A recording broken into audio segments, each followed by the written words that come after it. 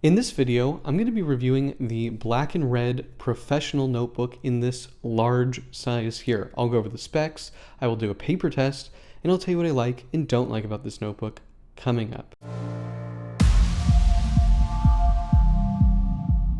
Blake here with Blake's Broadcast. On this channel, I review fountain pens, paper, and ink, and as always, I put links in the show notes in the description below.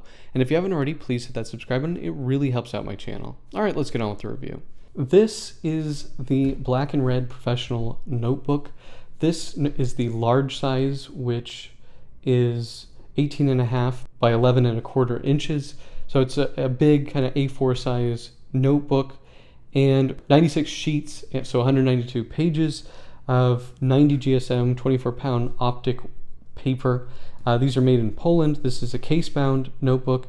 It has a lot of branding on it. There's black and red here and on the spine. And then on the back, there's some details about the company and the trademark, etc., etc. You do get a ribbon bookmark here, which is nice. You have a very loud interior, the bright red with some quotes here. I don't really like this. It's just kind of annoying, but it's kind of same thing on the back. And then we have a very basic ruling here. We have a big margin up top, and then I believe it's 8mm ruling here, lines all the way to the edge. These are some dark gray lines. The binding is a stitched binding. It's not my favorite binding. The signatures are bigger than 16 pages. I'm having a hard time counting them, but they're somewhere between 22 and 24. I'm not 100% sure how the folding of that works in this particular paper size, but I don't know why I can't get more of a normal signature number from trying to count them. It lays pretty flat thanks partly to just the weight of the book, it being so big, but it does require a little bit of coaxing, and I think it's an okay paper. It's an okay notebook. These are made in Poland. Take a look at the paper test here. We definitely see some bleeding on the 3.8mm and the 6mm pilot parallel, a little bit on the stipula. The Joya Metis broad looks good. The Lamy stub, the Lamy ion looks good. The Mont Blanc cursive flex looks pretty bad. You can see that the paper surface is scratched there. This is an uncoated paper as far as I can tell.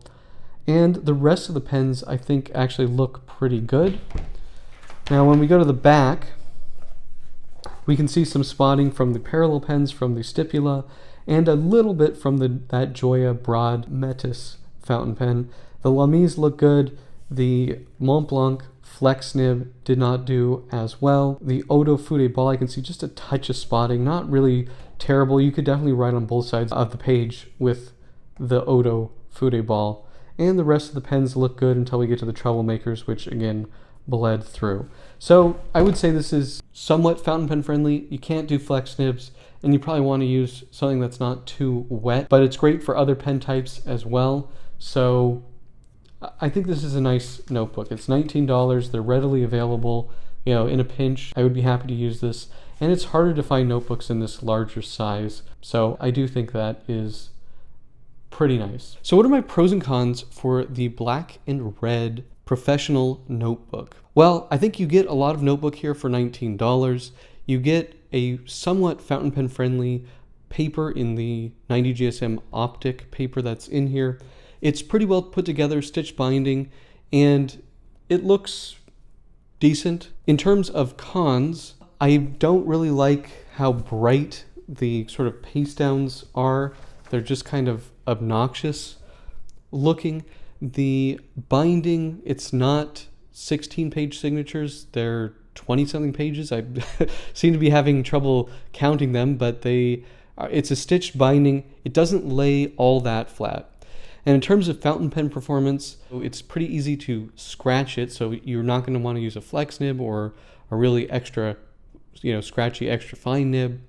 It seems to do well with medium and normal fine nibs. It also did pretty well with the 1.9mm Lamy stub, and I'm not 100% sure why that one did well. I think it's just because that's a very smooth nib and it's not overly juicy. The wetter nibs like the Joya Metis broad, that bled through. So I think this can be a good affordable option if you want a notebook in a big size like this. As long as you stick to kind of the medium to fine range, it can be pretty good. That's pretty much it. Do you guys have this notebook? Do you like this notebook? Let me know in the comment section below. If you like this video, please hit that like button. And if you want to see more fountain pen, paper, and ink videos, please hit that subscribe button. Thank you so much, and until next time.